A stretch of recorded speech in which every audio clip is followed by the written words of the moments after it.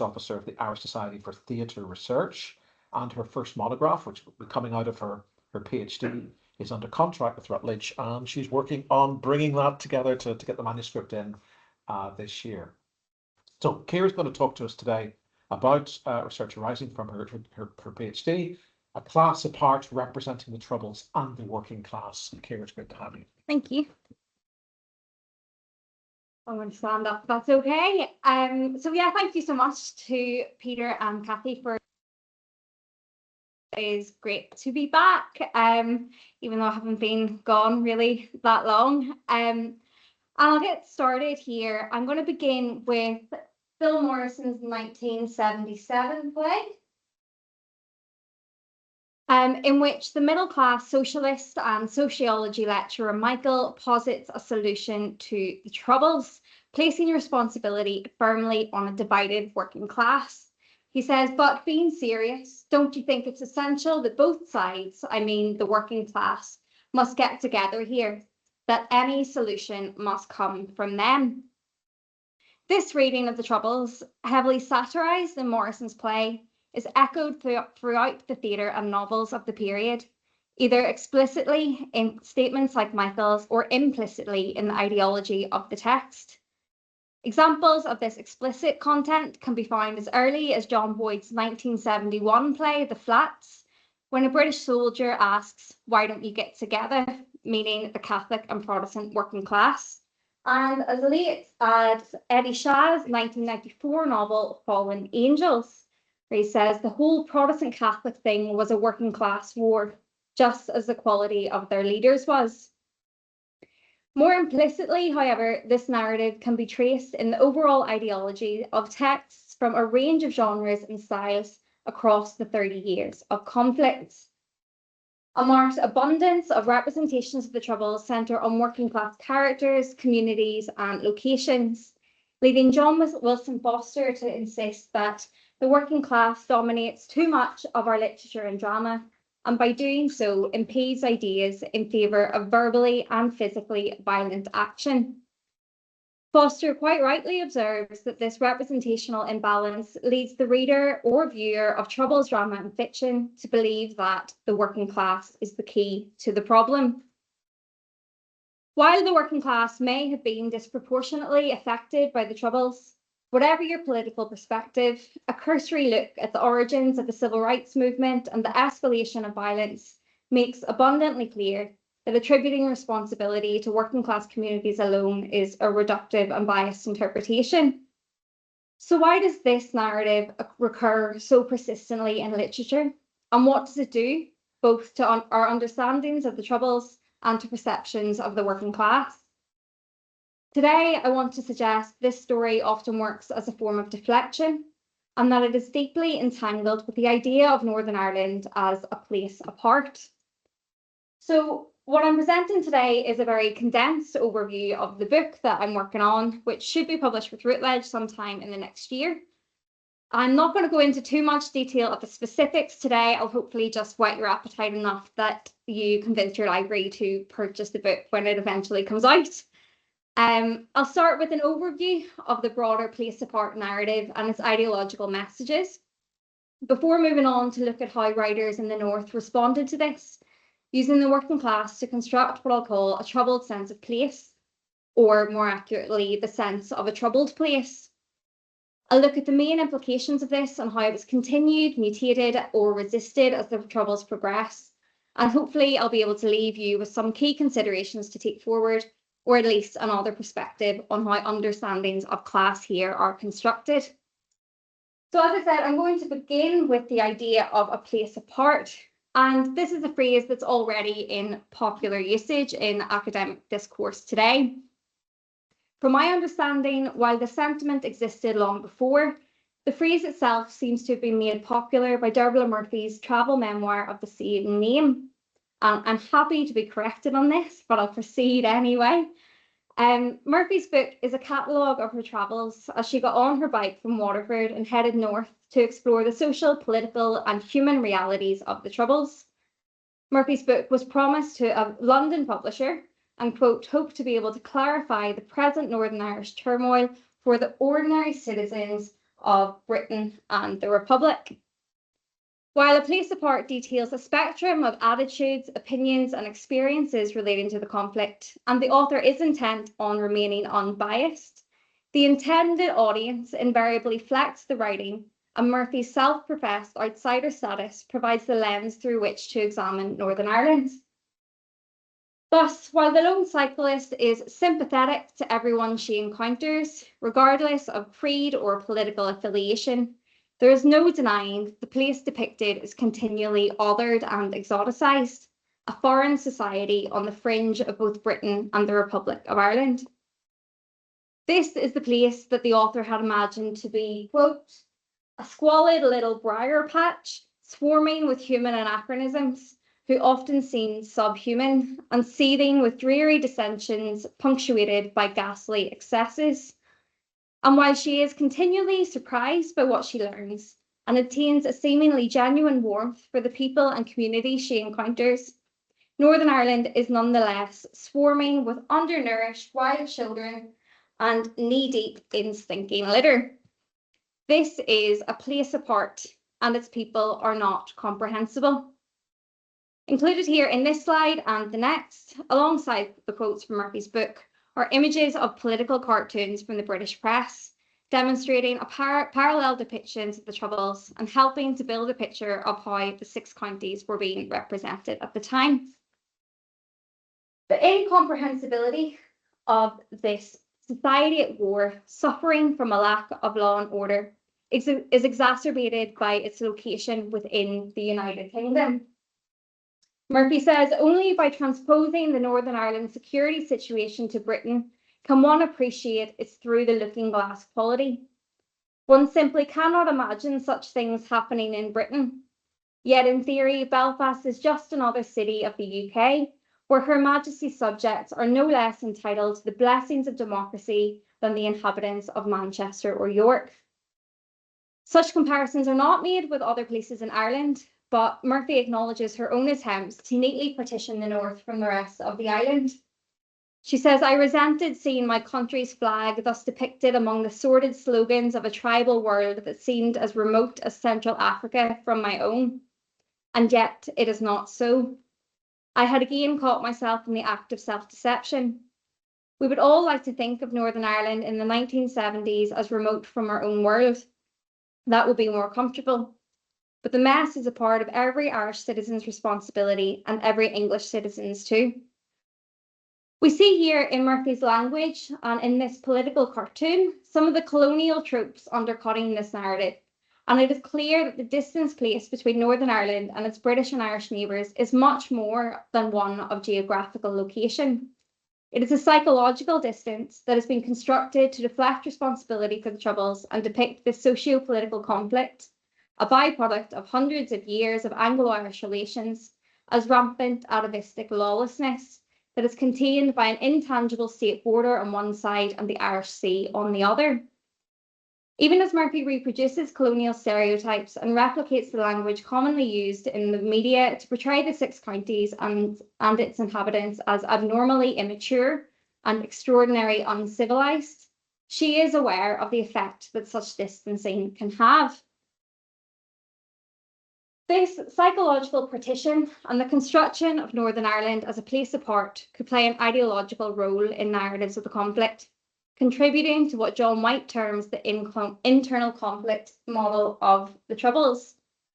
For David Miller, the most common way of presenting the Troubles is explaining it as, quote, the result of backwardness, extremism, myths, religion, tribal conflicts, irrationality, atavism, emotional attachment to self-serving versions of history. And for Joe Cleary, this allowed both states to represent themselves as largely disinterested external brokers, working to help the 2 internal communities overcome unfortunate legacies of sectarian bigotry. In the 1970s, this ideological othering coincided with the British military strategy of Ulsterisation, which involved ceding responsibility from the British Army to the local police force, the RUC. Ulsterisation was intended to alleviate responsibility from the British Army and help to present the conflict as a local sectarian battle rather than a war between the IRA and the British Army. The military policy was also supported by what Liz Curtis terms an Ulsterisation of information, whereby media depictions of the Troubles attempted to occlude the impact that Britain had on the socio-political conflict. The depiction of Northern Ireland as a place apart, beyond British norms of law and order, had the potential to influence public opinion, political actions, and stereotypes of the population.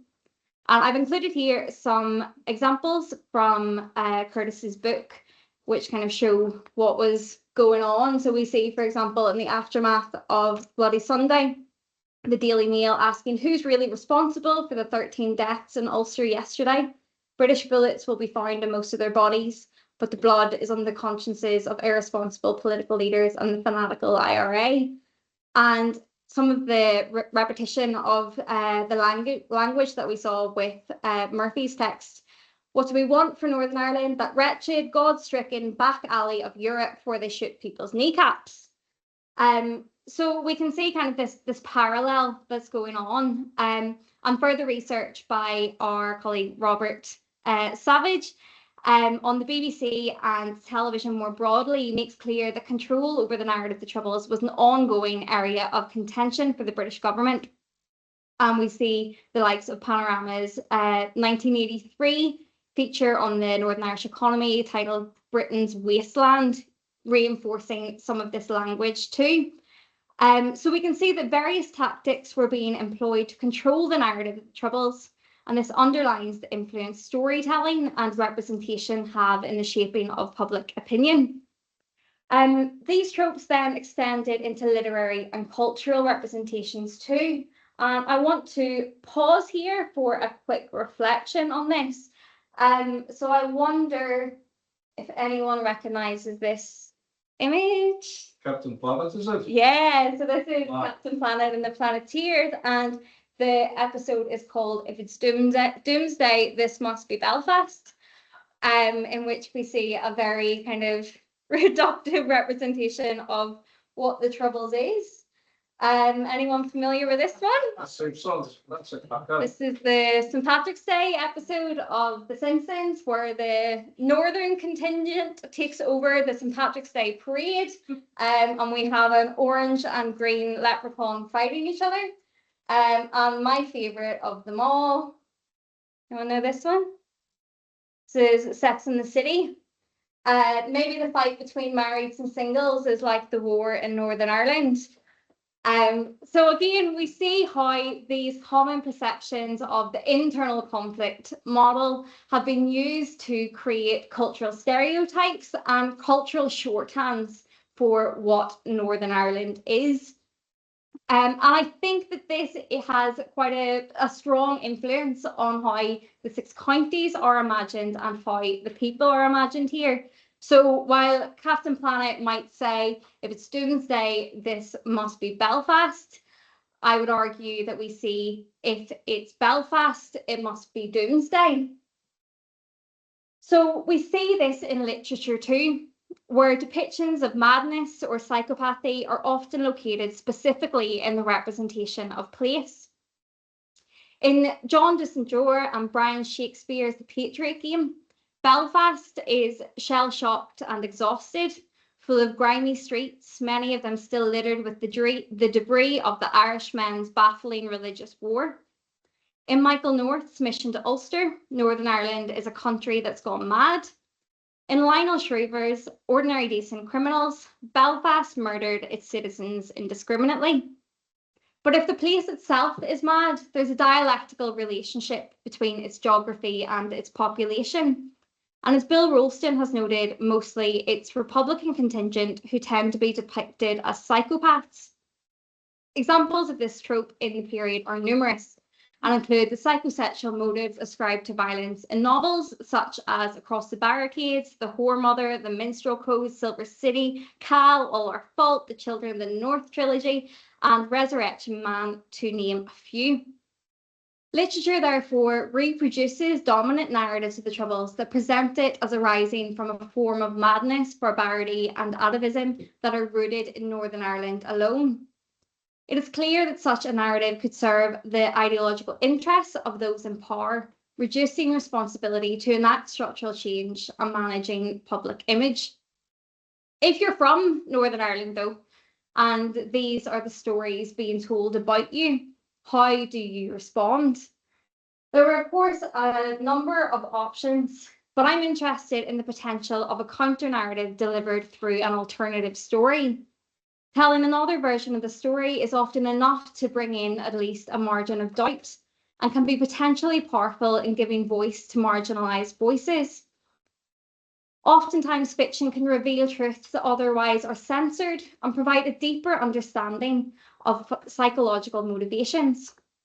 If these stories are to make an impact, i.e. challenge the dominant narrative of the Troubles as a place apart, they have to reach the right audiences. The audience can have an impact on how a story is written and how it is received, but this is also intimately connected to medium. The presumed reader and reach of a poem is likely to be very different to that of TV, for example. I'm opting to look here specifically at theatre and the novel, traditionally regarded as bourgeois literary forms, positioned in contrast to popular culture forms like television, musical hall, and oral storytelling. Given that studies repeatedly reveal that class inequalities persist in the cultural industries in the UK and Ireland, and that they are presumed to reach middle-class audiences, this seems to me like a good place to analyse why the working class appear so frequently. It's reasonable to assume that the majority of representations of the working class in these forms were not produced by or for working class people themselves. So how and why are they being used so much here? If we move to look more specifically then at the drama and fiction emerging from Northern writers during the Troubles, we might imagine that the place apart trope will appear less frequently. Surely this depiction of Northern Ireland is confined to texts written by outsiders, those without a stake in the game, so to speak, and who could therefore also detach themselves from the issues that the Troubles brought to the surface. However, Elmer Kennedy Andrews suggests that Irish writers, acting as mediators of the conflict, had the opportunity to cash in by, quote, exploiting the Troubles to cater for a mass market which feeds voraciously on thrillers and romances. The global market today undoubtedly plays a role in cultural production and may have influenced the narration of Northern Ireland's Troubles just as much. But in theatre too, representations of a depoliticised conflict are common to plays written by Northern writers and performed for audiences both inside and outside the region. We therefore find in Stuart Parker's 1984 play Northern Star, for example, Belfast described as maddening and tiresome as any other pain-obsessed cripple, a prognosis echoed in Deirdre Madden's 1987 novel Hidden Symptoms, where Belfast was now like a madman who tears his flesh. An appeal to the global market and the sexiness of Northern Ireland as a place of danger can be read as an attempt to redeem the individual citizen and evoke compassion rather than despair. Most often, these texts are infused with a liberal humanism, privileging personal relationships over politics, and ultimately doing little to address the causes of the conflict or the reasons for its endurance. We can see obviously why this might be done. We can see that redeeming the individual, having that aspect of compassion is in itself a challenge to this narrative that's depicting the people and the place as kind of beyond the realms of understanding. But something else is going on too.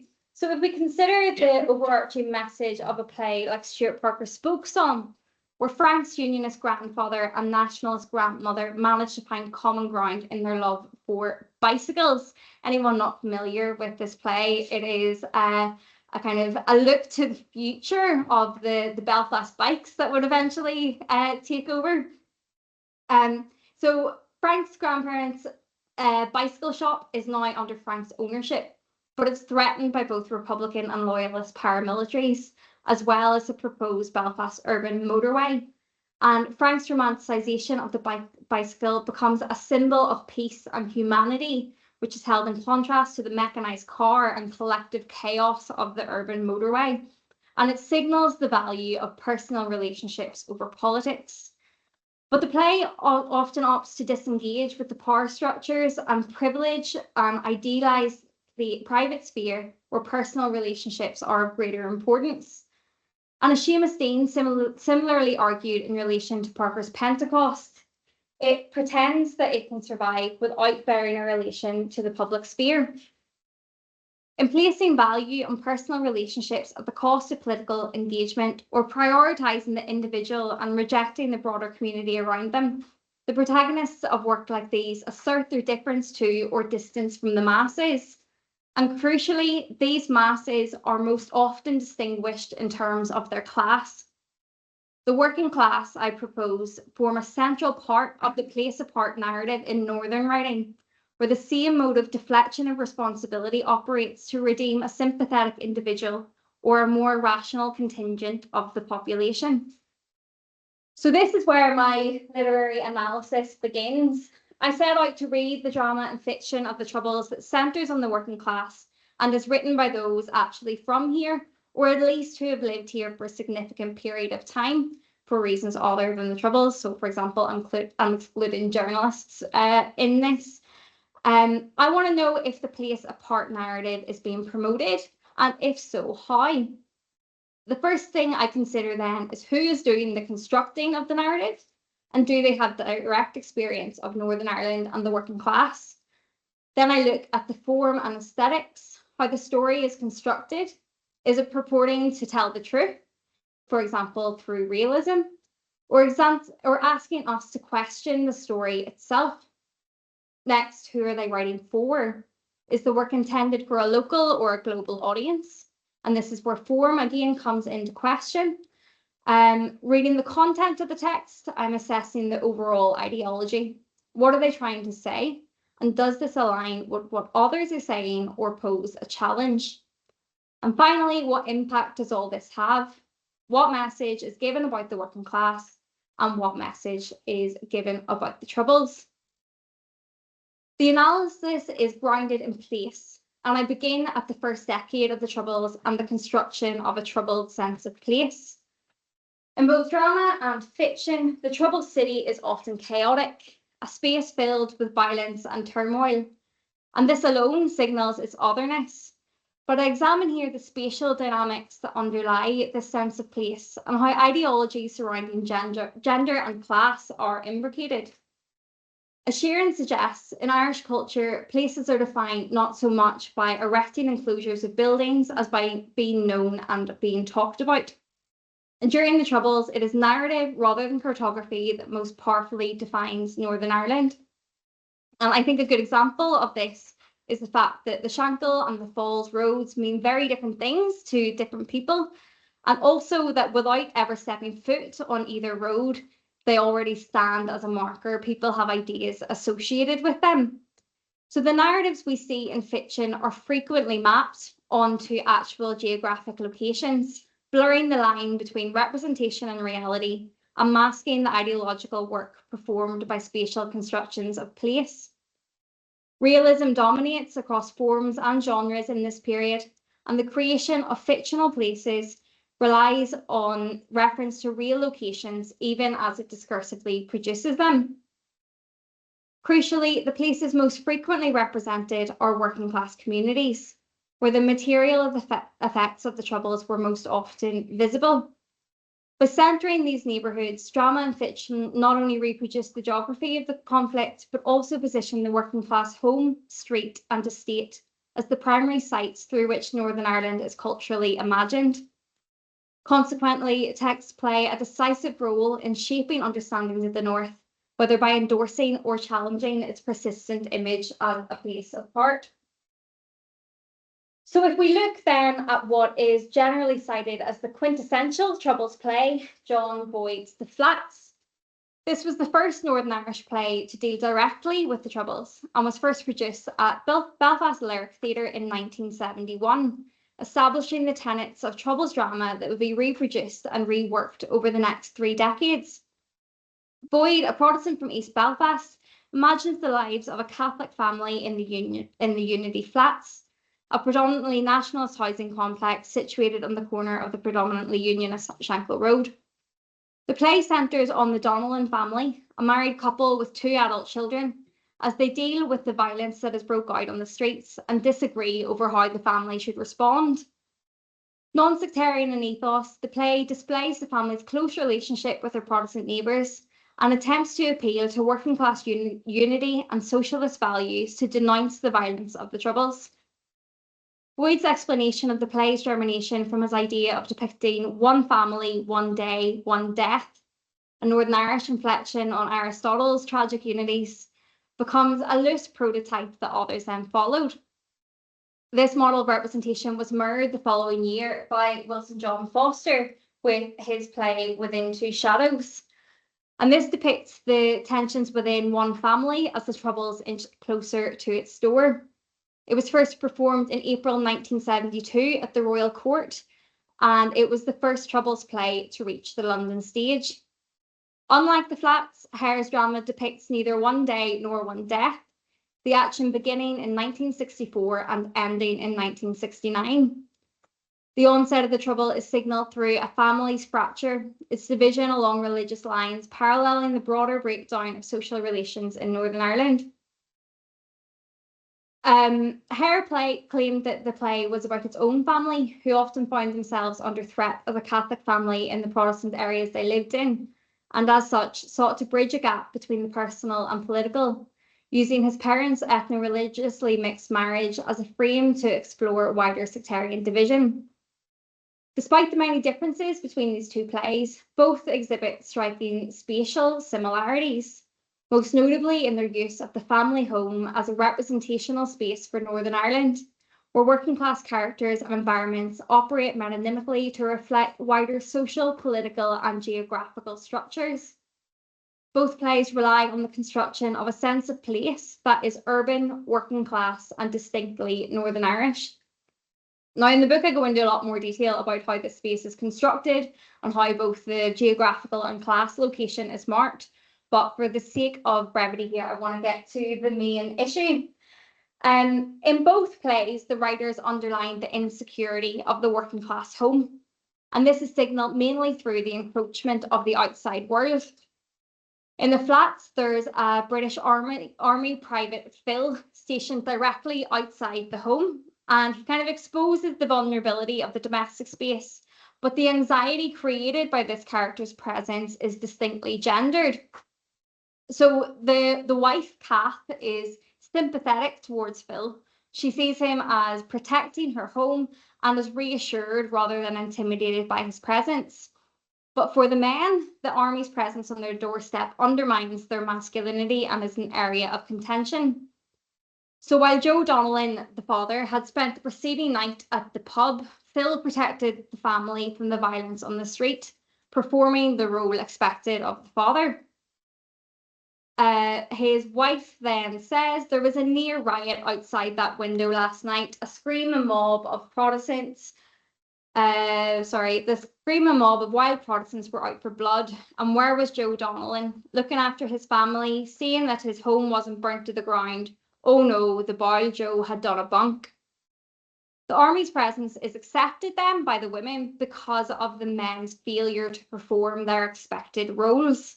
But this is resented by the men, and the son later remarks, "Let him go back home where he belongs. We can protect ourselves. We've no need of the British Army to do it for us."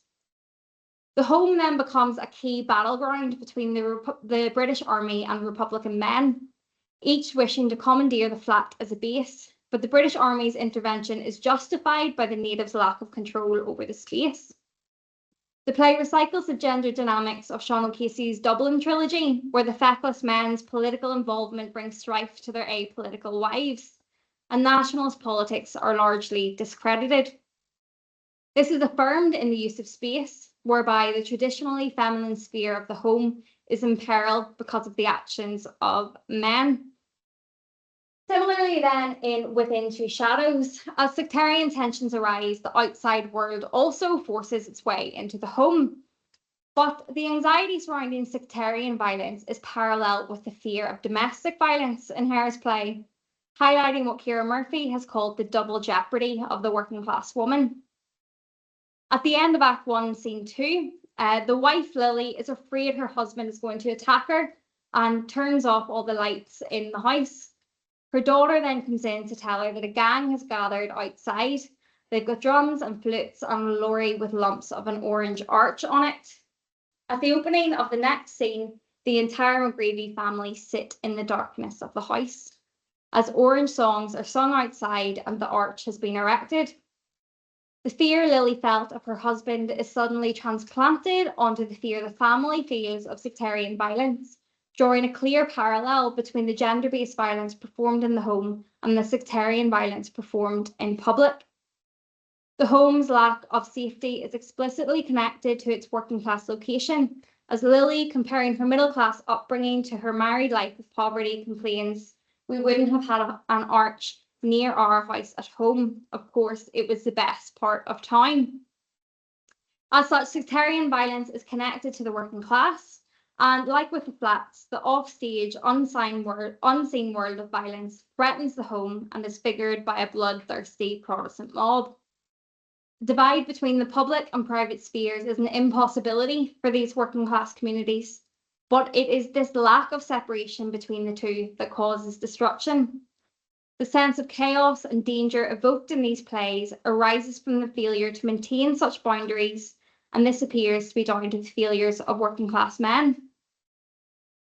In both plays, a central problem lies in the use of the domestic space as both a mimetic representation of a working class home and a signifier of Belfast or Northern Ireland at large.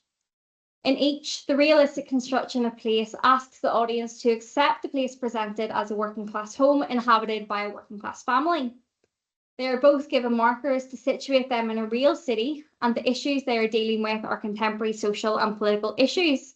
The place created is clearly intended to be a mimetic representation of a home in the 6 counties. Yet both plays may also serve as an allegory for the Troubles through their attempts to represent different social groups or warring factions within one domestic setting. The family home then becomes a microcosm for society at large. So the use of realism to construct a troubled sense of place and a domestic sphere that serves as an allegory for the conflict ultimately contributes to the overarching image of the Troubles as a working class problem, with working class homes, families and communities acting as a symbol for Northern Ireland. The flats ends in tragedy, with the innocent victim Monica being caught between the working class and the British Army, delivering its humanist message. Within Two Shadows ends with the complete fragmentation of the family unit, and as the fictional son leaves for England, the message is clear: Northern Ireland is broken. Both plays suggest an inability to find resolution to the conflict, both within a domestic sphere that's been permeated by politics and within the boundaries of the state more broadly. The solution appears to either return to concrete division and an entrenchment of conservative values surrounding gender and space, or escape the country altogether. Now, given the timing of these plays, they're both kind of early responses, early 1970s, the writer's lack of optimism surrounding the conflict is understandable. As first responders, both Boyd and Hare attempt to represent the tragedy of the situation in Belfast and remind their audiences of the shared humanity of all involved, a sentiment that one might expect to undercut the place-apart narratives that pathologise the Troubles. But representing a contemporary situation also carries responsibility and an expectation of accuracy that can be an onerous demand. And Boyd's play was directly rejected by some audience members in Belfast in the form of walkouts. Critics in Belfast were especially perceptive of the faults in realism in the play. Kathleen Boringer for Threshold bemoaned Boyd's pathetic ending in the death of Monica, the tragedy of innocent victims, quote, a well-minded angelic being that will leave hardly a liberal hand unwrung. Judith Rosenfeld for the Irish Press was disappointed in the lack of visibility for the Protestant working class facing similar issues of discrimination, employment and housing. Seamus McKee, also writing for Threshold, criticised Mary McCracken's set for suggesting neither the claustrophobia nor the elevation in a purely geographical sense of life in a flat at the present time. The reviewer for the Irish News was underwhelmed with formulaic mode and lack of judgment exercised, diagnosing a lack of poetry in Boyd's writing. Ironically, though, it was the excess of poetry that deterred critics from Within Two Shadows when it played at the Lyric. The reviewer for the Irish News felt it was hard to believe they were a real family who actually talked like this. This is in direct contrast to reviews when Hare's play premiered in London, however, where it was praised for showing very movingly what it is like to be living in the ghetto streets of Belfast.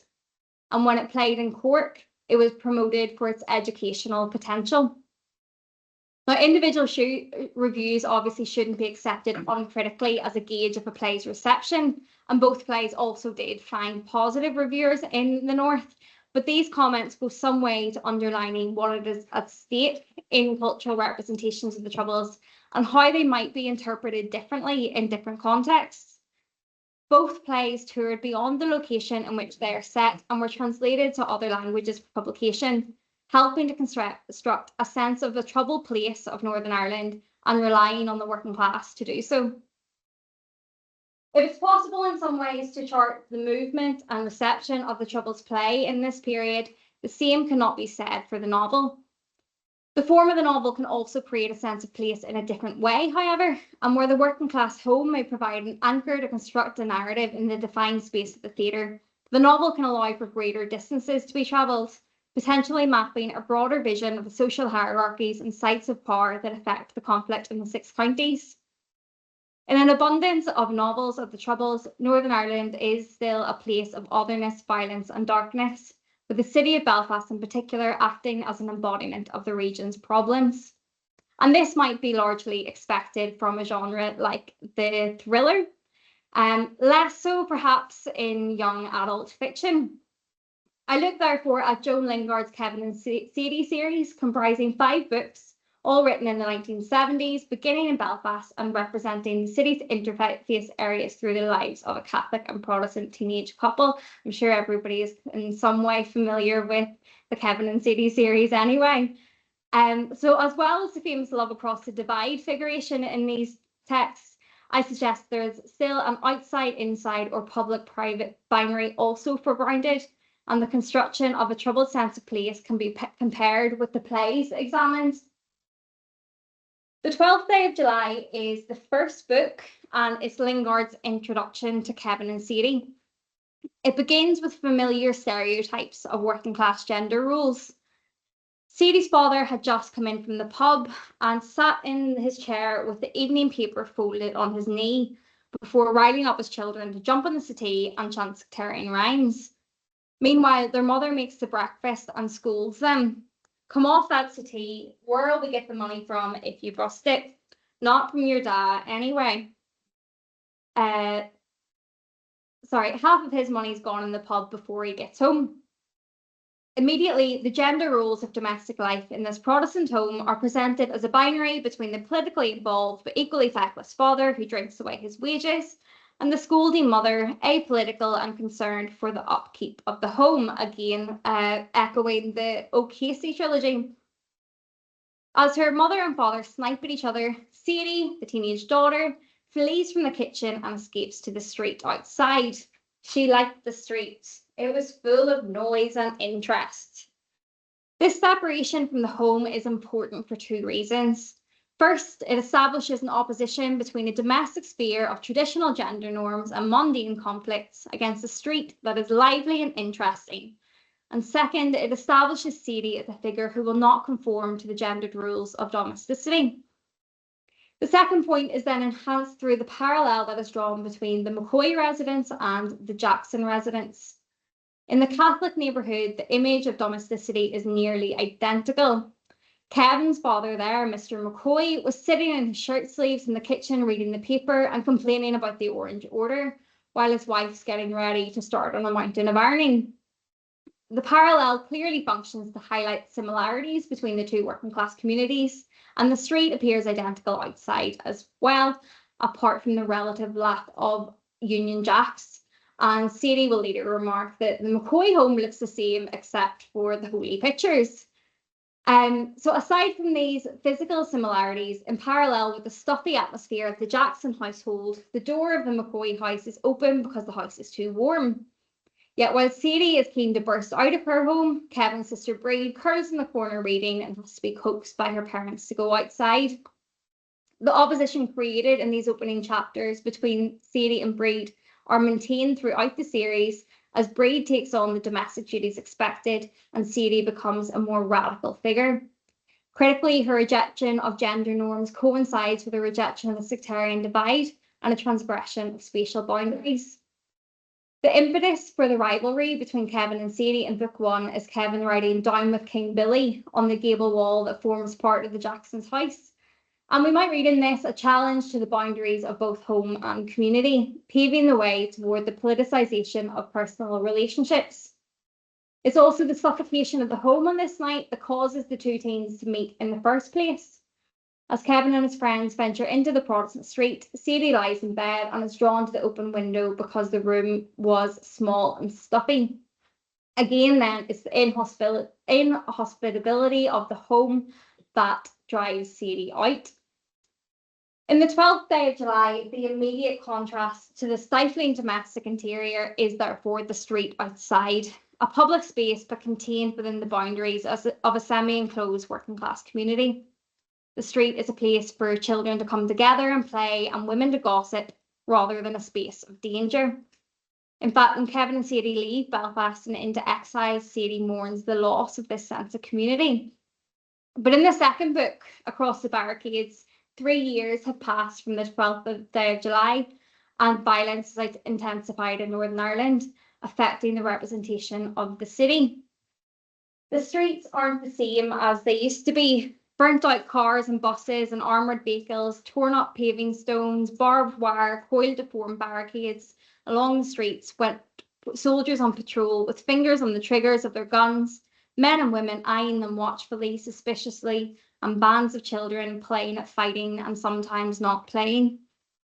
Transgressing boundaries now carries potentially deathly effects.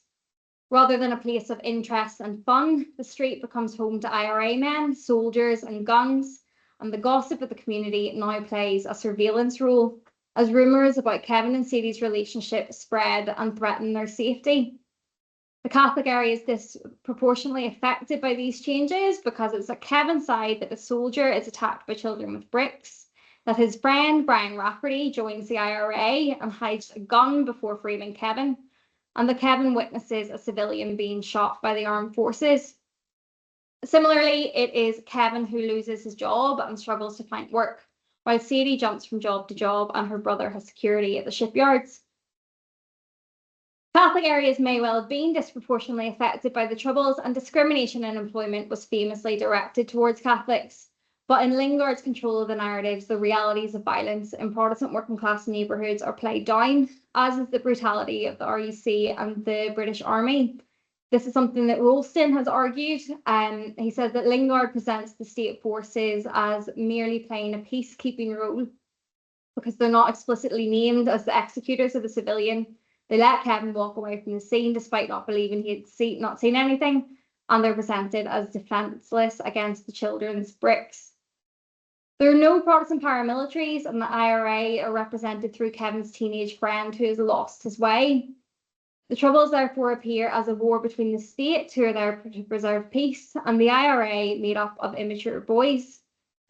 In this hostile climate, the city is a place of danger, and it is unsurprising that Kevin is beaten up for his relationship with Sadie, and they are forced to find a place to meet outside the city, rejecting both the working class community and the city more broadly. If the city has the potential to act as a crossing place where divisions can be mended, this potential cannot be actualised if the city is Northern Ireland during the Troubles. The only solution is to escape. Kevin and Sadie must leave Northern Ireland to pursue their relationship. By facilitating narratives of escape, writers often promote an ideology of individualism as the antithesis to a dangerous collectivism associated with working class communities. This ideology is concealed in the representation of space, as the escape from the home and then the city enables what Rolston calls an escaping ideology, where a rejection of Northern Ireland and its politics is justified by explaining the violence in terms of tribalism, historical anachronism, and psychiatric disorder. By creating distances between the individual and the community, Lingard invites the reader to follow their protagonists to rise above the Troubles and view working class communities as stifling and repressive, as well as constructing a sense of place for Northern Ireland as a whole that is disorganised, unruly and violent because of the actions and beliefs of the working class. The sense of a troubled place that demands escape in Troubles drama and fiction is one that relies on representations of working class communities as violent, unruly and devoid of rationality. And this infects the entirety of Northern Ireland through a lack of containment and a breakdown in spatial borders and gender roles. So what I'm arguing here essentially is that the literature of the Troubles has relied on the construction of a sense of place that is chaotic and dangerous. And a key way to do this is to show the borders have broken down. The standard rules of society have collapsed. Typically, this is done through a reliance on the cultural norms of separate spheres. The home is supposed to be a safe place. Women are supposed to be protected. Men are supposed to do the protecting. Working class homes and neighbourhoods become the focal points of troubled narratives, and the use of the family as a microcosm, coupled with personalisation of the Troubles through the eyes of individuals, often obscures broader socio-political dynamics. Even though we all know that for the working class, the idea of separate spheres has always been a myth, and it is repeatedly shown to be, the concept is still relied upon and perhaps entrenched by the chaos that ensues following the breakdown of borders. Gender stereotypes are bolstered in the course of this, and as we have seen, there's an association between women, domesticity and peace that has long-standing roots in Irish literature and culture, alongside a masculinization of the Troubles, and more specifically, a deformation of working class masculinity. Gender, class, and conflict go hand in hand. There's an issue that rises for women in particular here. For many years, a concern of feminism has been to disrupt and challenge the gendered public-private divide, showing how the home is also a political site where labour is performed and reproduction is regulated by the laws and ideas of the public sphere. We find then in many texts written by women a desire not to represent women's involvement in the Troubles, to challenge ideas of their inherent peacefulness, but rather a focus on women's lives within the home and how the politics of the Troubles is inseparable. A majority of women's novels and plays therefore retain the grounding of the conflict in the working class home and underline the intersections of patriarchy, capitalism and conflict. They often use social realism to highlight the burdens placed upon women and the confines of working class life at this time. But they also often promote the idea that personal fulfillment is denied by family loyalty, creating an opposition between the individual and the rules of the tribe. The concerns of feminism come into conflict with working class solidarity, and recurring themes are entrapment and escape. As a result, the working class family again appears as the primary vehicle through which the conflict is reproduced, and rarely are we given an indication that women were involved with community organisation, public protest and active combat. Motherhood is seen to be antithetical to violent or political action, and the construction of victimhood also relies on associations between women and the home. Issues also arise over audience. We can read these texts as serving a consciousness-raising function, aiming to promote awareness of women's struggles to wider audiences. In Anne Devlin's Ourselves Alone, for example, which was refused a production in Belfast, the dismal lives of women in a Republican family were brought to audiences in London and Dublin, with the play performing a fierce critique of the IRA. We can read this as counter-hegemonic in nationalist areas for its critique of Republican ideology, but perhaps a validation of the dominant place-apart narrative in Britain and Ireland more broadly. Similarly, Sharabank Theatre Company's play Somewhere Over the Balcony, which takes an absurdist approach to the conflict, centres on three women in Divis Tower and the ridiculousness of their lives. And it was written using testimony from women in working class communities. But it premiered in London before touring the US, showing Northern Ireland to be a bizarre place where the conflict is incredulous. Of course, individual writers are entitled to present the conflict as they see it, but the role these texts play in bolstering reductive narratives of the working class also needs to be looked at. And lest this be all doom and gloom, there are also texts where such narratives are resisted, where the artificiality of the place-apart trope is exposed, where the power hierarchies that construct Northern Ireland are foregrounded, where the stereotypes of masculinity, class, and the Troubles are put under the microscope, where women's political consciousness is assured and where community ties are celebrated as well as critiqued. These works demonstrate the potential for literature and drama to be a force for change, open eyes to the complexity of the situation, and challenge entrenched stereotypes of both gender and class. In these works, there appears to be a conscious awareness of the role storytelling plays in shaping perceptions of the Troubles and a desire to correct the record. They are often also attuned to the role of form and aesthetics in the construction of a story, and vitally aware of who their audience is or should be. So, as I said, this presentation is really a book in a nutshell, and there is a lot more complexity, obviously, that needs to be teased out in some of these things that I've said. The more comparison with a greater range of texts and kind of deeper, close readings. In the book, I look at a total of, I think, 25 works in detail, mainly between 1971 and 1998, although I do also touch on some more recent work. And I think this work goes some way towards explaining how the working class are implicitly scapegoated in Northern Irish literature, and perhaps inadvertently, and I stress that. To return to the issues I began with, I'll try and answer them in brief here. So on positionality, it appears that lived experience of Northern Ireland does little to change the discourse when writers are trying to earn a wage. A writer's own community ties and individual beliefs can shape a text, though, and this is perhaps more noticeable. I argue that realism is problematic not in and of itself, but when fictional narratives are blended with real places, people, or events to fulfill a representative function. On the flip side, formal experimentation and the revelation of the story as a construct helps to expose the ideology and offer critique. Equally important is an awareness of audience and the dominant ideology in circulation. This is different depending on whether your audience is local or abroad. In most cases, there does appear to be a direct correlation between negative representations of the working class and the place apart narrative. The rational individual is measured against the senselessness of the community, and escape is the best option. In short, if working class men are mostly evil and violent, and women are mostly passive victims, chances are Northern Ireland is broken and bizarre. If the North is a place apart, it's the result of a class apart. Going further then, this research signals the need for more class analysis in Irish studies to challenge taken for granted assumptions and stereotypes. Stories about the Troubles remain prominent, and more marginal viewpoints are now being centred and reaching wider audiences. Think, for example, Derry Girls, Say Nothing, Trespasses. There should be space for diverse perspectives to sit alongside each other, but we must also be attuned to issues of power, ideology, and audience. Pluralism is desirable, but not neutral.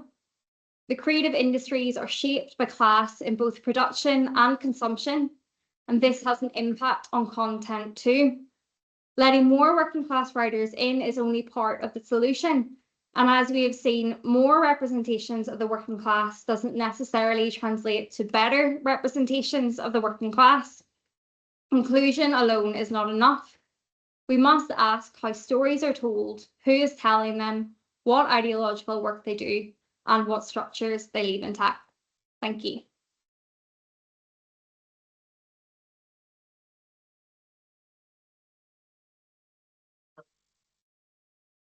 Lots to think about there, with a big audience online today, as well as people in the room. So you're happy to take questions, I'm sure.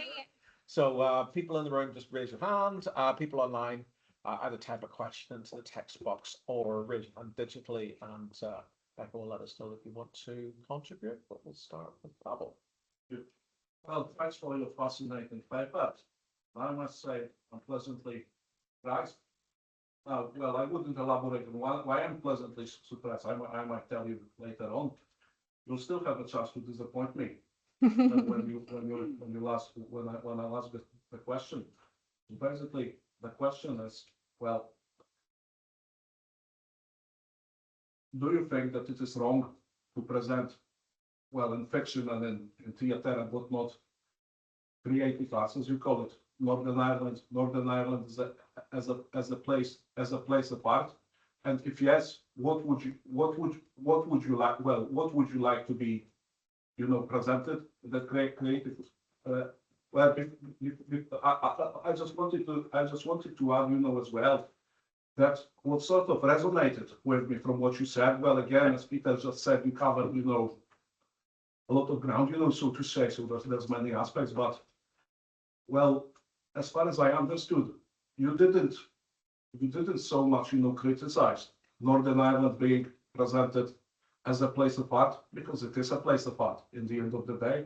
You criticize, the simplifying and patronizing.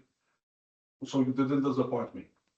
Good on you. The patronizing, tone, or a patronizing, and I would even say contemptful, way in which it is presented. And just to finish, I just wanted to draw your attention, to another part. I believe, that sort of, patronizing presentation of Northern Ireland is replicated by the media in Northern Ireland, and it is, well, sadly, it is, well, people accept it. People in Northern Ireland accept it. Many people, are ashamed, to be, they're not proud, of being, from Northern Ireland. Well, just because of that. And as an example, of what I mean by media, I remember 2 years ago something happened in Galway, and there was a BBC reporter reporting, on it. Now, she wasn't reporting on it, from Galway itself. She was standing just above the Holy Cross Church with a shot, of the Army shots, in their background, and saying, this, that, and the other. Well, there was a shooting of sorts, or something like that. And she spoke about it, in a way as she was, in some Afghanistan, or somewhere. And she might have been, from Ardoin herself, or the New Lodge, and might be living just a kilometer up the Antrim Road, in a slightly nicer, more respectable place. But still, she was reporting on it. If she was with that sort of, in a patronizing tone. Well, she had, a Northern Irish accent, but the tone was, very, well, look, I'm in a land, of savages, and I'm reporting, such that she might have been from Ardoin herself, just worked her way up, out of Ardoin. Last thing, I remember when I was in the Students' Union a few years ago, and it was still, the old Students' Union, and I wanted to buy a copy of Andersonstown News. They didn't sell Andersonstown News. And what was on the radio? On the radio, they said there's a traffic jam outside Manchester, because they wouldn't play, Northern Irish radio, because it would be, too backwards. If you know what I mean, they were playing in the English radio in the Students' Union here. So. Thank you. I think there was a question in there about whether Northern Ireland is a place apart and whether it should be talked about in a different way. I think that, this place of apart narrative is very much, and kind of the examples that I've drawn on today, is very much rooted in the 1970s, and that's the kind of the discourse that we're talking about. I think that there's been enough kind of academic work done to show that what happens in Northern Ireland isn't really an anomaly, that, we have similar political situations and, similar conflicts that have happened in other nations around the world. There are parallels that can be drawn that kind of give lie to the myth of the place apart as well. But so no, I don't believe that Northern Ireland is a place apart. I don't agree with the kind of the comments and the description surrounding it. As you said, it is a way to kind of simplify and to reduce complex issues into a more understandable way sometimes, and I think that's what we see in the likes of The Simpsons. It brings it's a shorthand.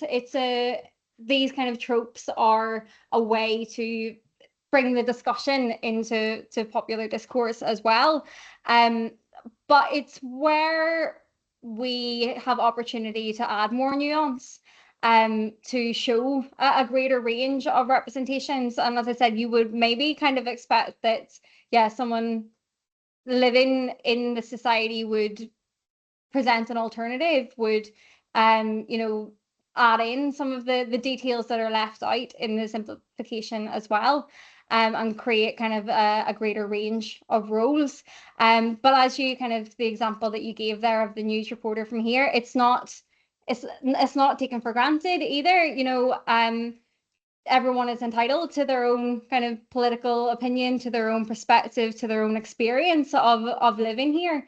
That's not for me to kind of to judge. And it's not what I try to do either. I hope I've made clear that I am assessing the impact these texts have against the dominant narrative, not against what I think the narrative is or what way they should have done things. It's reading them against what's dominant, what's prevalent, and seeing how they respond. Hopefully that's enough. Hopefully I haven't disappointed you. Well, thanks. Firstly, thank you so much. That was an amazing presentation and I really enjoyed it, because talking about the media representation of the Troubles is one of my favorite pastimes. So thank you for this. My question, I suppose, I was trying to figure out how to word it, so forgive me if it doesn't make sense.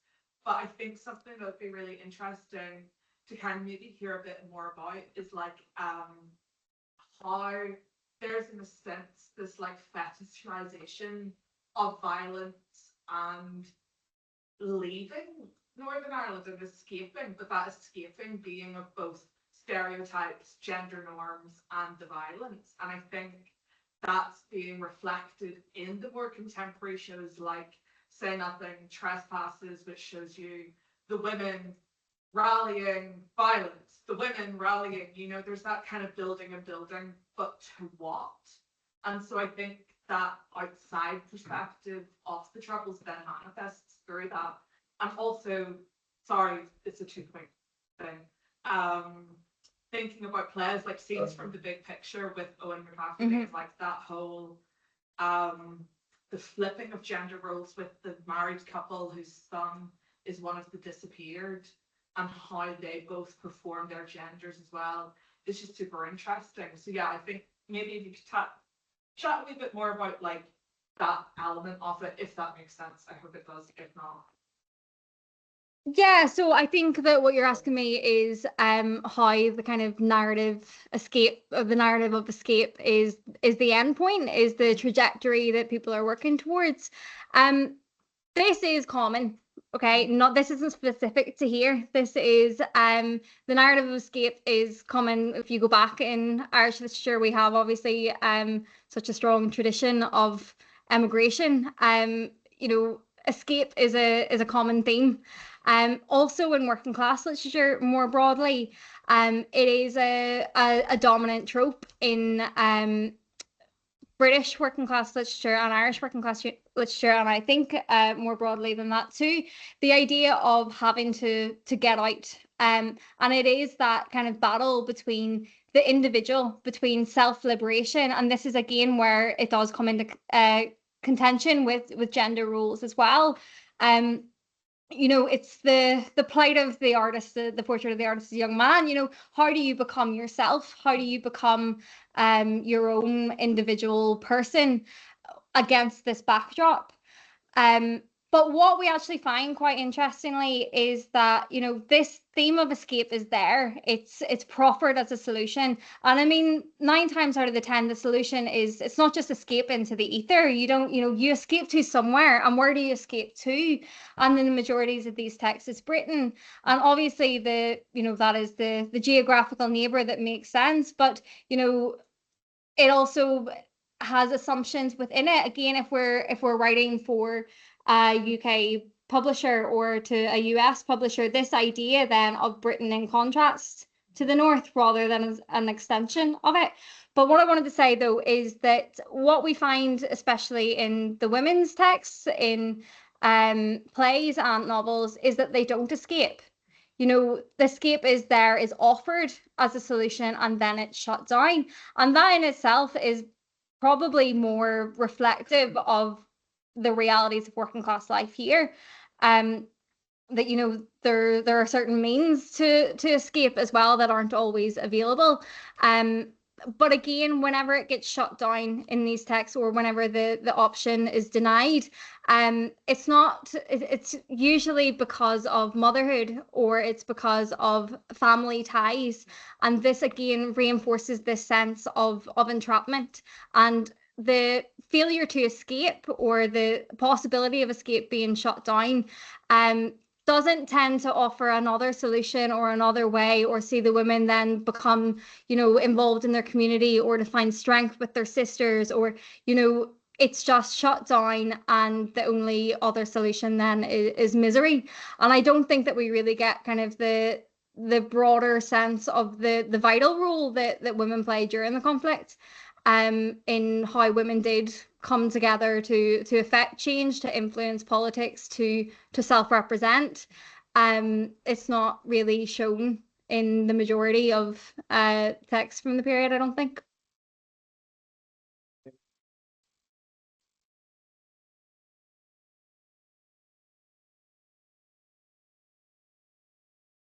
Thank you. One of the things I want to pick up on, and it's a conceptual point really, is the difference between ideology.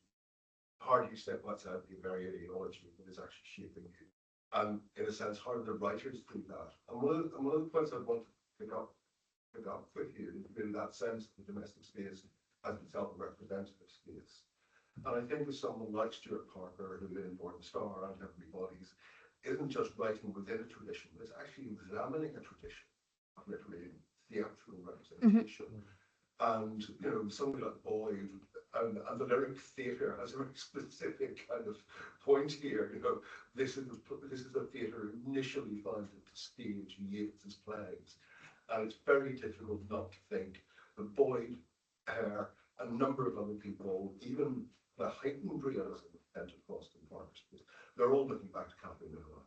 Yeah. That domestic space is Ireland. You know, that's the point. So it's not a specifically Northern Irish. No, definitely not. Looking at, but where do you take that tradition into account and writers' awareness of that tradition? Yeah, so I think I'm kind of build on Chris Morash and Sean Richards' book on space and place in Irish theatre, which obviously does examine this idea of the unseen outside world coming into conflict with the domestic space, and Kathleen Nolan obviously being the primary example of that, where, you know, Kathleen enters the home. And this is complicated in the sense of the North, because you have the writers from kind of a variety of political backgrounds using this too. But there's also the kind of the concerns of the domestic space as a necessary thing too, of how do you represent on a stage? How do you know, you have to dial things down, you have to put them in, and yeah, the home becomes a metaphor for that too. And then obviously you have the likes of A Love Song for Ulster as well, which has taken that Kathleen Nolan trope into the mixed marriage, and, you know, these ideas of nation as home coming into effect too. And I think that's what I was trying to touch on a little bit with the example of the flats, is it's that blurring of these different realms of the home being the nation, or the nation state, or the mixed marriage, and also being a working class place, of trying to do two things at once. Of trying to mimetically represent, this is what working class life is. And there's little details, and it's stuff that I didn't go into, you know, of how the furniture is described, or, you know, how the everyday life is described in the gender roles, of trying to create this as a real place, in the same way as, you know, the rural cottage of the West becomes the kind of urban home of the North. And also the kind of the role that at the same time that the Abbey was, and Yeats's Abbey was, using these images of domesticity to represent the nation, they were doing something different than Ulster at the time too, where they were trying to make it more satirical. They were kind of, you know, taking, yeah. So the North has a complicated relationship with those ideas of the Abbey too, on writing back to them. And I think what it slips in this period, because the kind of the plays that were going on in the Lyric at the same time as Yeats was being done, or sorry, not in the Lyric, before the Lyric, but the plays that were being done in Ulster were a reaction against that, and then we move into using similar tropes as well. I don't have a very straightforward answer for you, other than to tell you that it is something that is considered and engaged with, and kind of drawn out more than I was able to do today.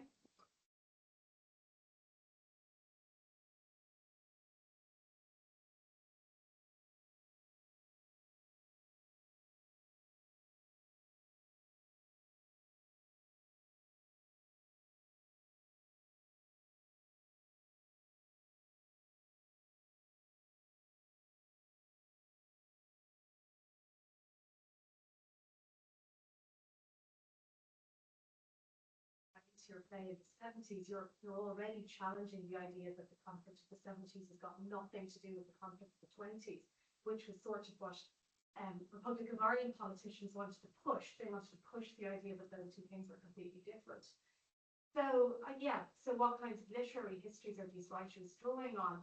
Maybe the young adult novel, for example, which was a very young form, I imagine, in the early 70s.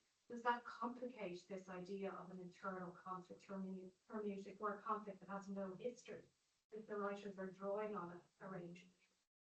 Yeah, that's a really, really good point. And just an aside is that, you know, the amount of times that O'Casey's plays were put on during this time as well, both in the north and down south, where it is being used at the same time. These parallels are being drawn in the same season, that you would have, you know, plays that are directly on the north at the same time as one that are alluding to them. So yes, there's definitely kind of an engagement with this longer tradition that yeah, as you rightly say, would challenge the notion of this being different and being separate in an Irish context.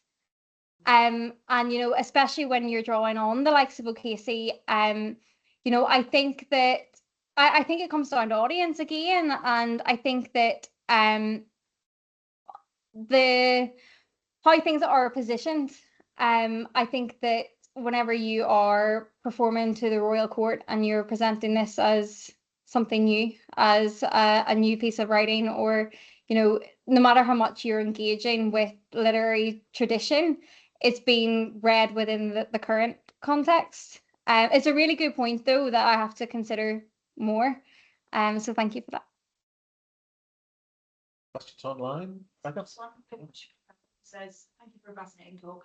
You cover so much literature and theatre, and I imagine there's also a lot of interesting context on locations of performance or history of authors that could be another book. I'm wondering if you could speak more about your methodological approach to comparing these texts, and also working with which part of your book. Thank you. Thank you very much. Okay, so a lot of this has been kind of pared back recently. So I am approaching this with kind of an intersectional feminist analysis.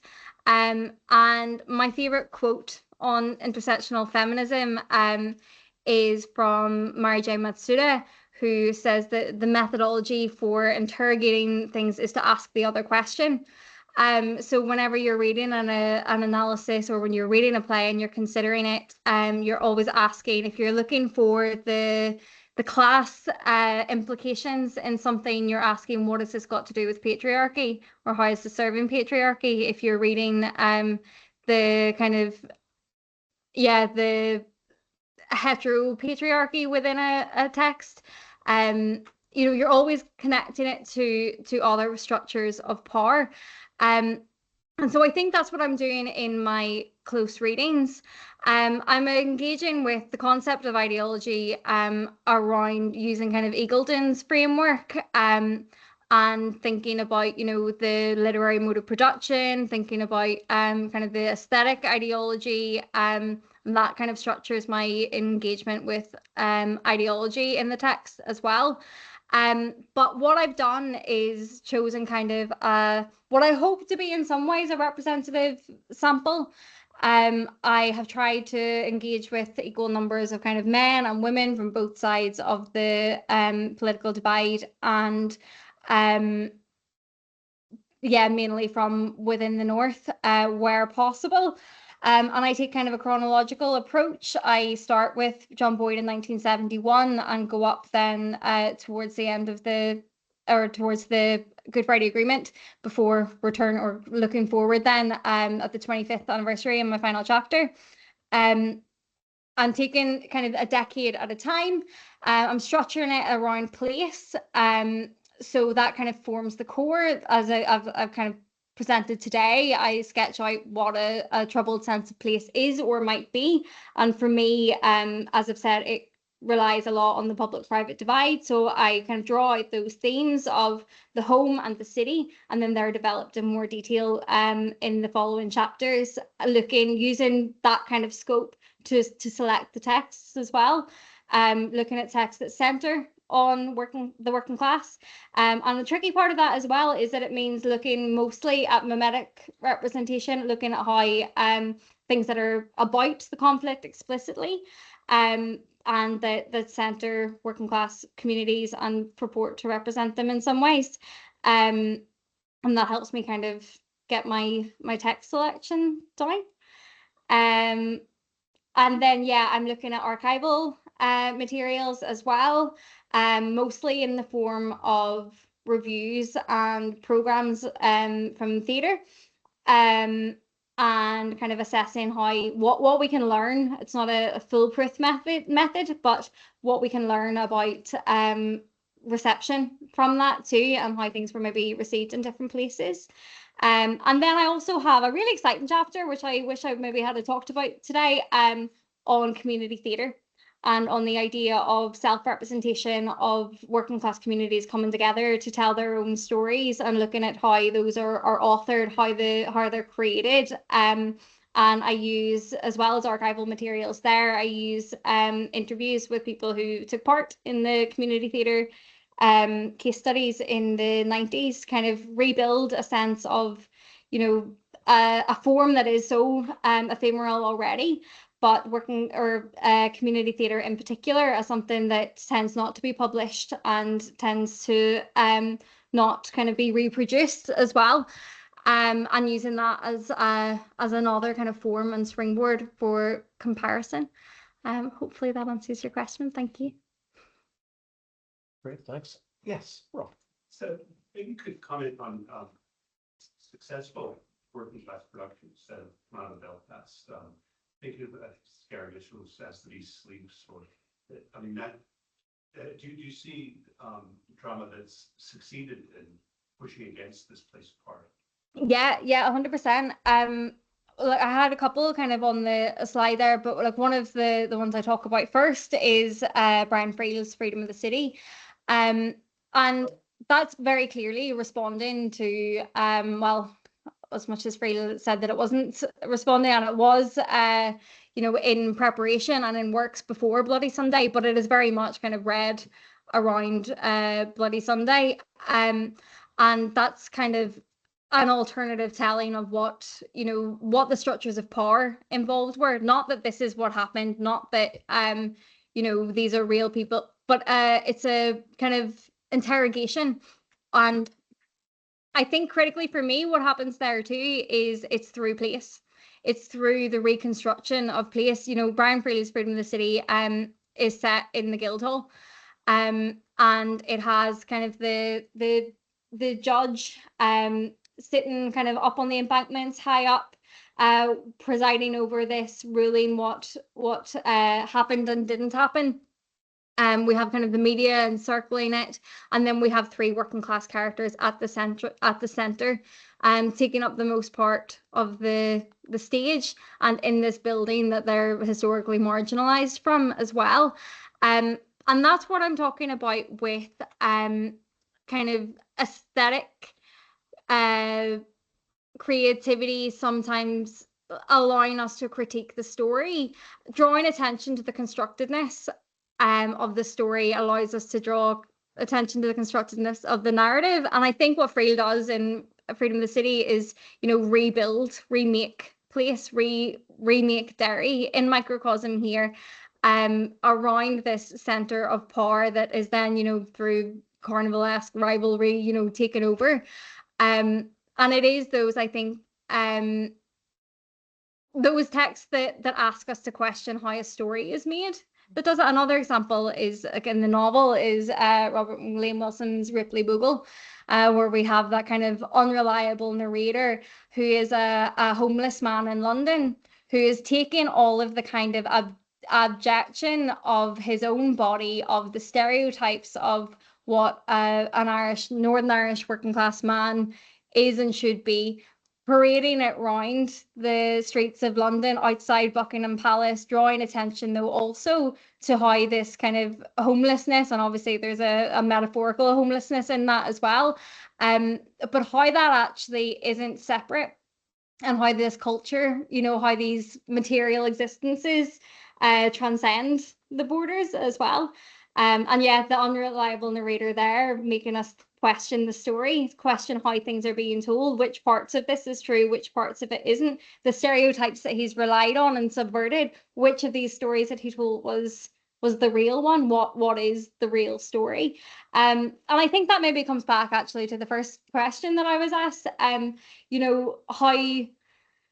do you challenge it? How do you challenge a place apart? And I think, it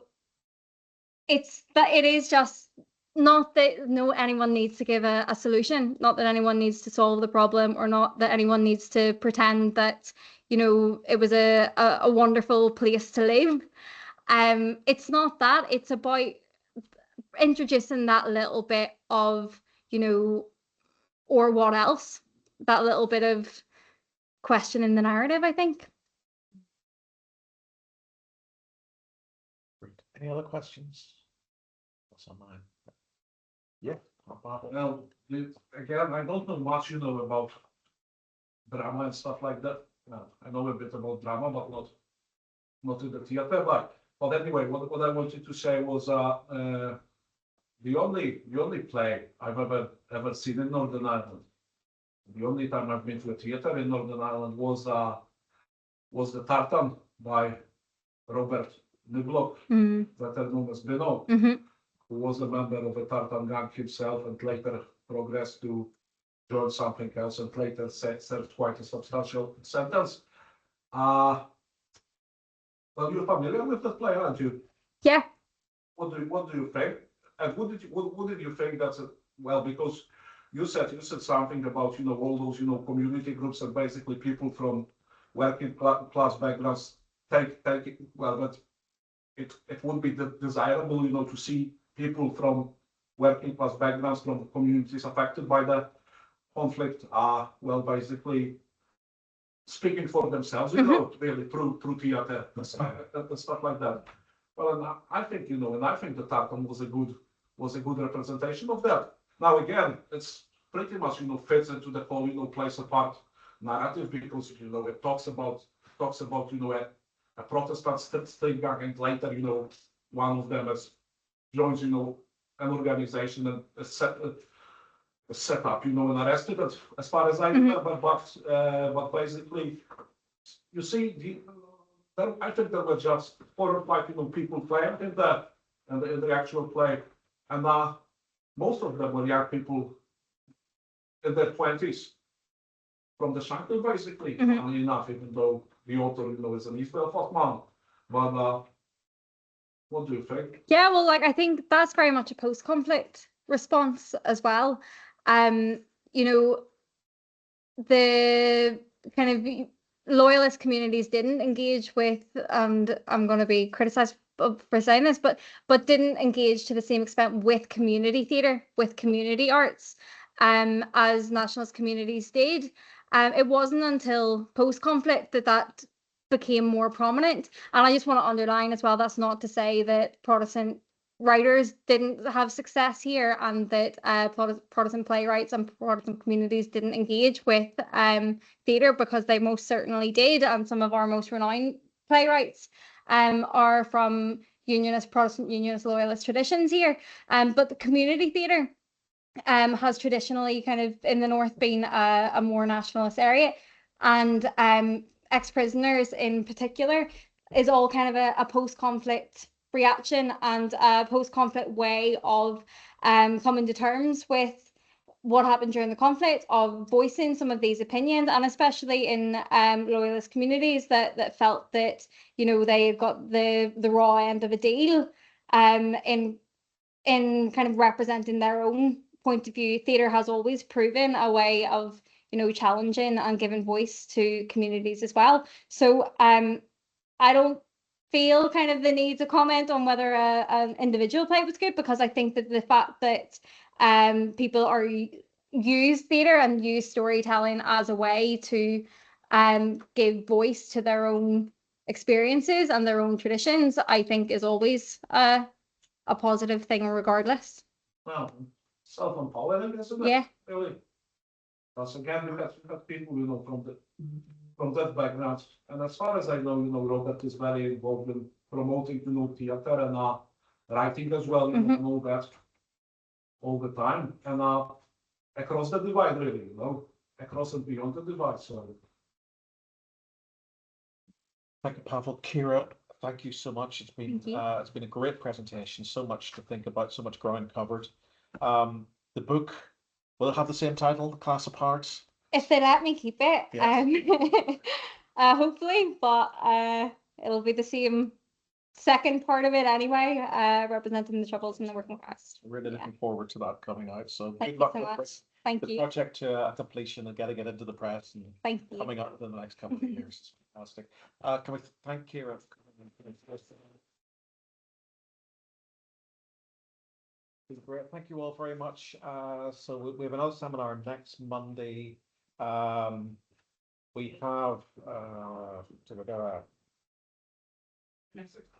Niall Whelan coming from Strathclyde next week to talk about radicalism, colonialism, and the life of an Irish doctor in Argentina at the fin de siècle. That may not sound too exciting, but the Irish doctor he's talking about is the leader of Argentine anarchism in the 1890s in Buenos Aires. So that could be quite an exciting paper as well. So if you're free, come and join us next week for that. Okay.